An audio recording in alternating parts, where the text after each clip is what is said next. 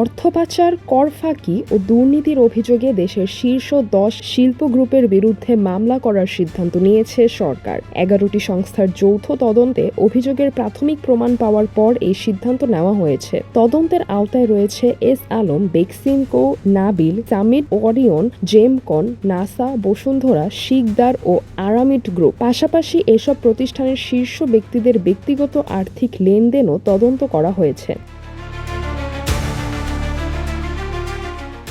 Bangladesh financial intelligence unit BFIU জানিয়েছে, আপাতত অর্থ পাচার, কর ফাঁকি ও দুর্নীতির অভিযোগে দেওয়ানি মামলা করা হবে। আদালতে তদন্তে পাওয়া তথ্য প্রমাণ উপস্থাপন করা হবে। এই যৌথ তদন্তে নেতৃত্ব দিয়েছে BFIU। তদন্ত করেছে CID, জাতীয় রাজস্ব বোর্ড, NBR ও দুর্নীতি দমন কমিশন দুদক। আর আইনি সহায়তা দিয়েছে অ্যাটর্নি জেনারেলের কার্যালয়।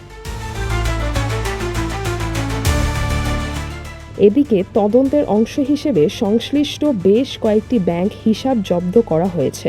এছাড়া যুক্তরাষ্ট্র, যুক্তরাজ্য, সিঙ্গাপুর, কানাডা ও সংযুক্ত আরব আমিরাত সহ বিভিন্ন দেশে থাকা সম্ভাব্য সম্পদের তথ্যও চাওয়া হয়েছে।